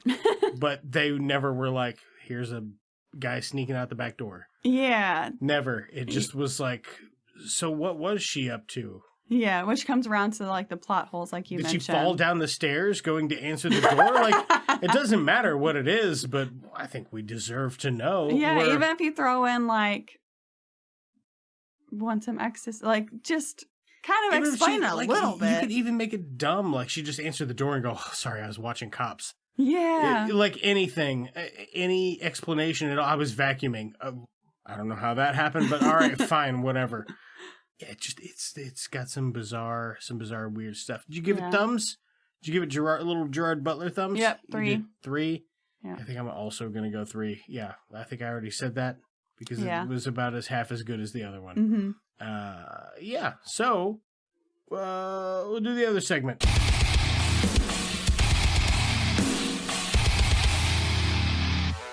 Hey, what you watching? Okay, what else did you listen to any of the recent episodes where we have another segment? I listened to the Cabin in the Woods one, but I did not listen to the end. Oh, okay, well, we have a little segment that Okay. plays a little interlude, and it's like, what you watching? So what have you been like reading, watching, listening to, any sort of media that you've consumed that you would like to refer to other people? I've been binging the fuck out of CSI. Binging the fuck out of CSI? Yes. Okay. Any particular, like CSI Original Recipe, Miami? Oh, God. SVU? I refuse to watch Miami because Carrot Top just pisses me off with his little fucking sunglass thing that he does. Hold on. Are you telling me Carrot Top is in CSI No, Miami? sorry. I always call him, it's like, he's an actual Carrot Top. Oh. He's just a redhead. Okay. Okay, it's just a redheaded guy that irritates you? Yeah, Oh, so I just call him right. Carrot Top. Okay, all right, I'm on board with that. But he just like does these stupid lines, and when he does it, he has like sunglasses, and he's like, blah blah blah. Oh yeah, the dramatic glasses removal. And it's just the stupidest fucking thing. And then New York is a little me and Dave watched the pilot of New York, and I know you're supposed to watch more episodes and stuff, but I couldn't get past it. Yeah, nothing will ever compete with CSI original recipe. OG Grissom is just the best. A secret blend of herbs and spices. They nailed it, huh? Yeah, they did. Right. Okay. Anything else you would like? I know you like to read a lot. Have you read anything? It's your first time on the show, so really you can recommend anything because nobody knows what you've been up to. Well, CSI, of course. CSI Vegas actually came out a couple weeks ago. Okay. It's like a sequel to the OG CSI. Okay. Grissom is in it. Sarah's in it. So far, it's not the greatest. I feel like they're trying a little too hard. Like, did you ever watch CSI? No. Oh, really? I like the forensics. I've never seen a single episode of CSI, but I'm pretty sure Ice-T is in one of them. No. Okay. Ice-T is in Law and Order. Ah. Yeah, he's in Law and Order SVU. That's a different acronym. Okay. Yeah. Yeah. Yeah. Law and Order. CSI, SVU. Fuck, I don't know. Yeah, I haven't seen him. I just know that he's like New York City. Yeah. Yeah. Yeah, exactly. Yeah. Law and Order is more based on like the court shit. Mm-hmm. And CSI is strictly like the forensics, like DNA and the following story is about blood. The offenders and the prosecuting attorneys. Dun, dun. Yeah. figured out how to play that on a guitar when I was a kid. Oh, like I really? had just gotten a guitar. I ran in the living room. I was like, Dad, I learned how to play your favorite song. And he's like, what? I was like, boom, boom. Wham, wham, wham. I was very thrilled with Did you myself. ever watch Ted Ted? with Marky Mark and the teddy bear? Oh, yeah. And they both like sing that song. Dun, dun, Dun, dun. dun, Yeah, oh, dun, yeah, that's good shit. dun. Yeah. The prosecuting attorneys that defend the blah, blah, blah, blah, blah. I don't know the spoken word bit, or I would say it. Created by Dick Wolf. They were all created by Dick Wolf. Like, there's all kinds of fucking shit. Like all the Sweet name, Dick Wolf. yeah. That's cool. Yeah, that's fucking cool. Like, Jessica Biel released a actual statement at some point, refusing, being like, to all the people that are tweeting at me, I will not name my child Batmo for Batmobile. But Dick Wolf is solid, though. Dick Wolf is solid. What else? You got any good book recommendations? I know you love a book. You love love you love books. romance books. I love Arguably the worst books. Aww. No, that's okay. I have never forced myself to read one because that's what it would be. Oh, really? I would have to force my way through it because I'm just like, oh my God, I don't care. Yeah. I'd say a lot of it just depends on kind of like what, because there's a million different types of like tropes they're called, like enemies to lovers or friends to lovers like all that shit. But some of them are really good. Like there's like serial killer ones, which are really good, or like the stalker ones, or like You. I'm assuming you watch You. Yeah, I actually met the author. Okay. Oh, nice. Yeah. That's cool. What were they like? I mean, she was cool. She was down to earth and stuff, which is What's her name? Throw her a plug. oh shit, I don't know. I have That's no fine. idea. Doesn't I was like, matter. I honestly didn't even know. She's never going to hear this, so she won't be offended. Yeah. I don't think. I actually didn't even know she, like, because we went to Book Bonanza a couple of years ago. Book Bonanza. Yeah, and she was there with, like, E.L. James, which is the author of 50 Shades of Grey. Okay. She is a huge sweetheart. I went up to her booth, and she was like, well, aren't you just a cutie? I was like, oh my God. Graham. Yeah. She's probably not that old. Is she like grandma old? Probably not. No, she's like maybe mid to late 50s, possibly. I don't know. I'm not sure. Okay. It doesn't matter. Yeah. But yeah. That's cool that you got to meet him, though. Yeah. It was. Got to meet all kinds of authors there. Alicia really likes You, so by proxy, I have watched like 70% of it. Mm-hmm. I don't hate it. Oh, really? No, it's fine. Yeah. It's fine. Yeah, I'll be like, because I'll pop out and be like, oh, I'm going to go edit or I'm going to do, whatever for a bit. But I'll come back and be like, what happened? Oh, yeah, and yeah. Like, I don't need to actually sit through it, but I'll sit down and watch more of it if you just catch me up to speed. Yeah. It's pretty well written. I like a big thing that will that checks a big fat negative box for me is because I really like brilliant writing and good character development, but it's hard to choke it when you're really good at it because it does have to be trimmed and formed into something that's easily digestible in 40 to 50 minute chunks or whatever. We did another episode. Doug Wicker was on, and we were talking about that series Midnight Mass. Have you seen any of that? No. Okay. There's like a whole episode where it's like the whole episode is like 3 monologues. Just 3 people talking. Well, it's like 2 guys talking. This guy gives a monologue. This guy gives a monologue. Different scene. 2 other people. This guy gives a monologue. This guy gives a monologue. Different scene. This guy gives a monologue. This lady gives a monologue. And it's an hour. And it's brilliantly written. But it's a little self-indulgent. It's a little self-indulgent. Okay. You know what I mean? Like, it's just like, look at how good I am with words for shit, an hour. Like, yeah. I don't need it for an hour. Yeah. You know what I mean? But they you teeters that line. You know what I mean? They get real close to it, but they never actually step over it. And I'm like, come on, man. Like, I get it. You're very eloquent. Yeah. But this is a serialized TV show, so it's a pacing thing, I guess. I mean, I can't quite put together what it is that bothers me about that, But you gets close to it, but never actually does it. And I do like a lot of the writing. Like the characters, it's kind of doing a Dexter thing without doing the biggest mistake that Dexter made, which is like, let's make it a serial killer of the week. Oh, yeah. Like it's you've reduced it to Scooby-Doo. This like complex character. Scooby-Doo. Yeah, I like Scooby. I got no problems with Scoob. Zoinks! What do you think, Scoob? Raggy. Right. What's that guy's name that voiced Scooby-Doo and Shaggy for fucking ever? Matthew Lillard. Casey Kasem. Oh, I know Matthew Lillard did Shaggy for like Casey a long Kasem. time. The top 100 Billboard countdown. Oh, is that him? Yeah. Oh shit. Yeah, it was also him as Zoinks. I don't know, That's Scoob. funny. Yeah. Well, I can tell you what I got into, as I was telling you while we were watching the movie, hanging out with Alicia and Dave, that I recently watched The Green Knight. Oh, man, I'm all about it. I definitely have to check that out. It's kind of a slow burn. So if you're not in the mood for something like really like get you a drink, get you some popcorn, get you a big cozy blankie, and kind of dig in, because it's just a little over 2 hours, but it's a slow builder. My favorite thing about it is, though, I watched it like a week and a half ago, and the longer that it sits with me, the more I've enjoyed it.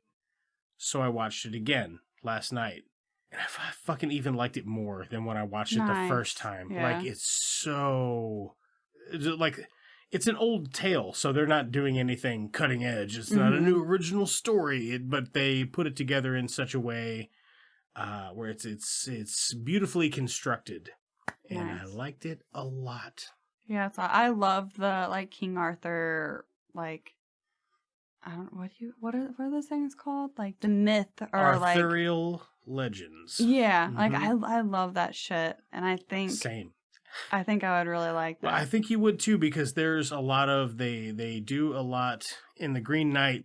They pick and pull from other tales of King Arthur to help flesh out the world. Ooh. Do you know what I mean? Like there's a bit where he's traveling and he'll run into a supernatural entity that is from another Arthurial legend, just to help flesh out the fact that like magic is real, witchcraft is real, you know, all this stuff actually exists in this world. And it's fucking great. It's great. It's fun.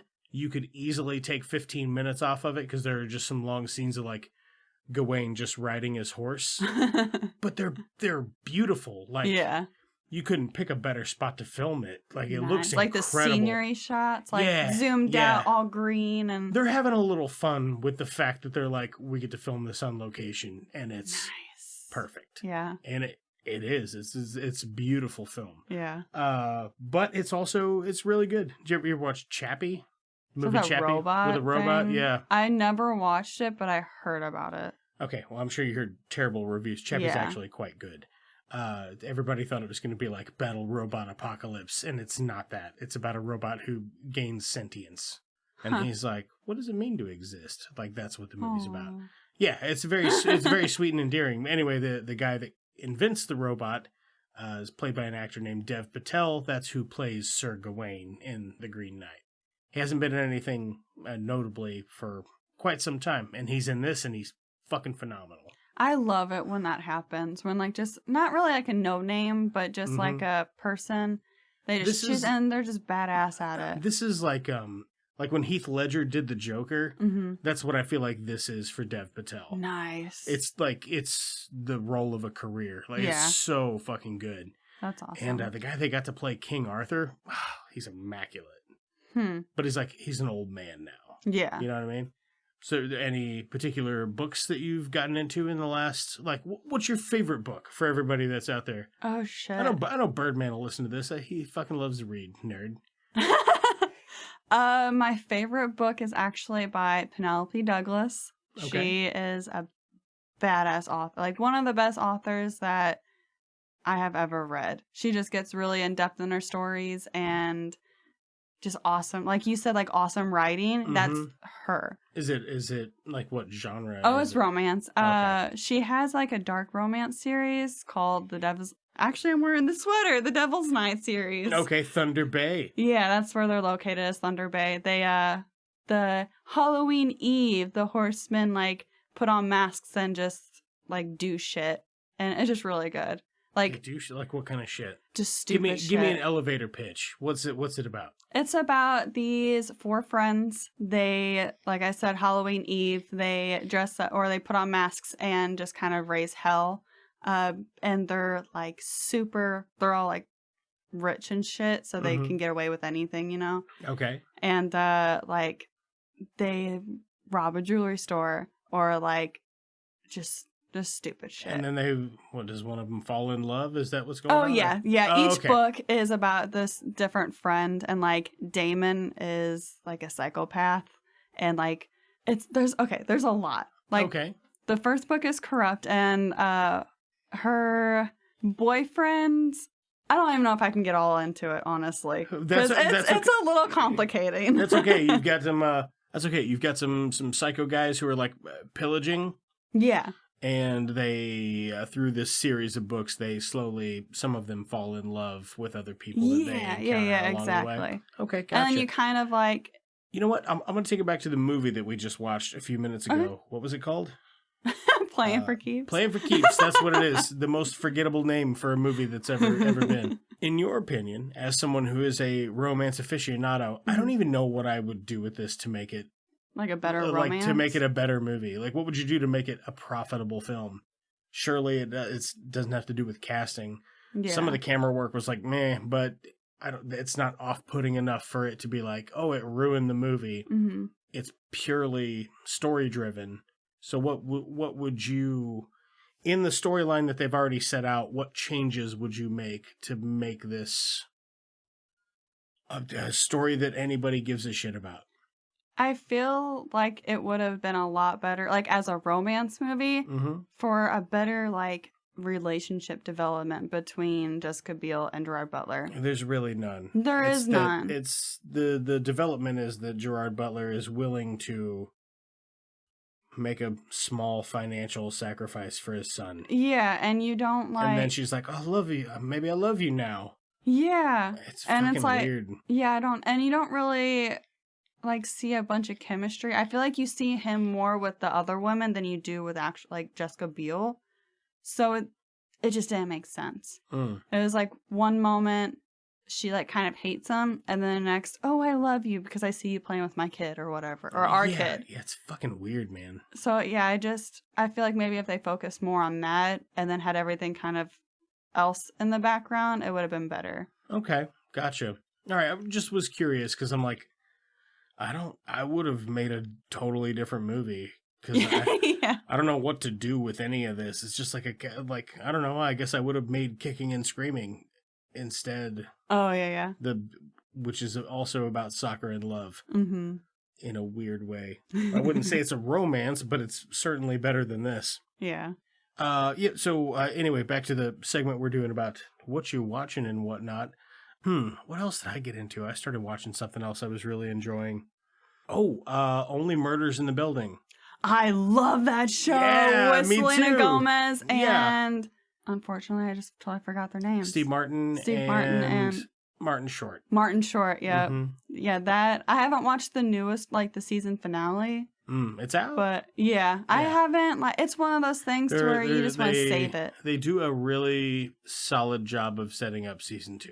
Really? Nice. Which I hope they get. Yeah. Because they didn't make this show for me. Like, I am not its target audience, but I am somehow enthralled with it anyway. Yeah. I think it might be purely because I really like Steve Martin, and 90% of the time I really like Martin Short. Yeah. Have you ever watched Jiminy Glick when you were younger? No? Okay, well, I think that's fairly common. Martin Short used to play he was like a Hollywood gossip reporter, but he wore this giant fat suit, and he would interview celebrities. And much in the way that Zach Galifianakis does in Between Two Ferns, he would just kind of roast them. And some of them, because Martin Short wasn't like a major celebrity at the time, so when he would get young people on there who were famous, like your like young musical artists and stuff like that, and he would roast them, they would start getting offended because they didn't know that it was a bit. Oh, like, shit. they didn't know it was Martin Short in a fat suit.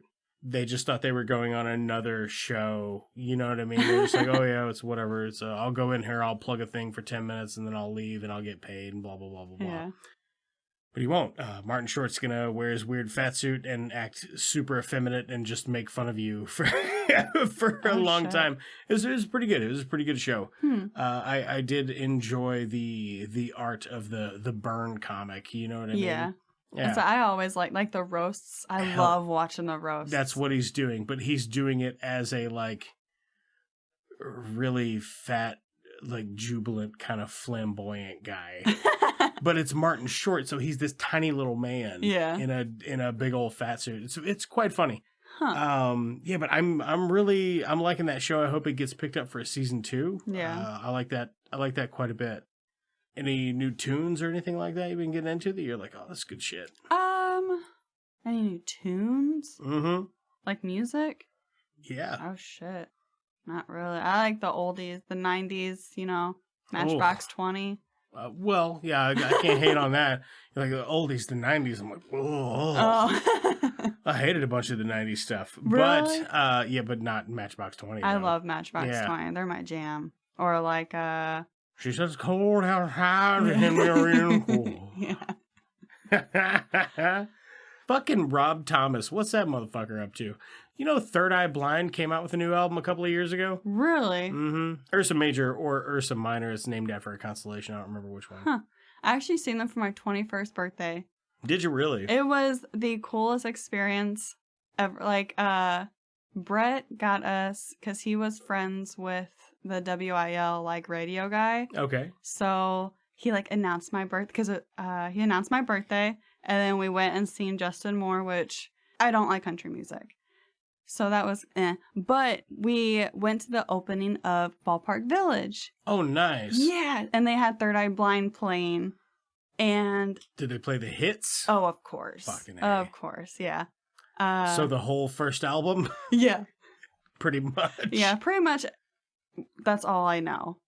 Is like the big ones. That's so. It must be a certain type of feeling to have written one album in the 90s and be like, well, guess my kids never have to work. Yeah. Because I wrote 7 hits on one. I made one 11-track album or whatever, and like more than half of it was like on the Billboard charts. Yeah. That's crazy. That's gotta be wild. I feel like it would feel awesome, but what about the albums after that? Like they're just flops. So you're like, yeah, by comparison, will I ever mount to this again? Should split up. Yeah. Split up or change the name of the band, something. Yeah. Not Rob Thomas, though. Rob Thomas is still famous as fuck. Who's that? The singer from Matchbox 20. He had a whole I don't know specifics. Whole other career album with Carlos Santana. That's the guitar guy, right? Yeah. Yeah. Oh, yeah. Unfortunately, I know Santana mainly because of Nickelback. I think he did a song with the lead singer of Nickelback, like back in like the early 2000s. It was really big on like MTV and VH1. Is the guy from Matchbox 20. Was that him? Yeah. Oh. Yeah, Carlos Santana and Rob Thomas, they're, yeah. What? I know. It's fucking weird, man. Huh. Fucking weird shit. Interesting. You want to know what I've been listening to? Nothing. I've been listening to the back catalog of our podcast because, in a weird way, the clip episode that hasn't come out yet, I'm spending all my time looking for clips to put in the clip episode. Oh, nice. So that's all I've been listening to is this this fucking show that I already make and listen to like 4 times before it comes out. You can soon recite it. Yeah, pretty much. There's some points where it's like I'll open a file and go, I bet that joke is right about here. And then I click and I'm like 10 seconds off of it. I'm like, yes. Out of a 2-hour show. It's quite a skill. Nice. All right, man. We rated it. We did it, Nay. Yeah. We did it. Whoop. Yeah. I guess tell Dave to get in here. You guys aren't going to start sucking each other's dicks, are you? Let's call that gold talk! We're a one-eyed Batman! Can I make a suggestion that doesn't involve violence? Or is this the wrong crowd? Maybe we should call in a bomb threat to Houston. I think it's free beer night at the Astrodome. The Jedi, Bob, we don't fight with guns, we fight with their mind. Cousin, businesses are booming. That is one big pile of shit. Jog on.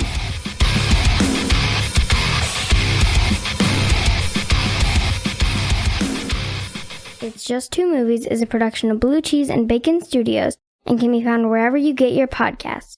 And she wins, and yeah. And then she's faced with an obstacle, and she doubles down and really head down, numbers up, and she achieves her. Of course, achieves her goal. Yeah, it's weird. Yeah, but and then there was another personal conflict that's been resolved by the end of the. Yeah. Yeah. I've never seen it actually.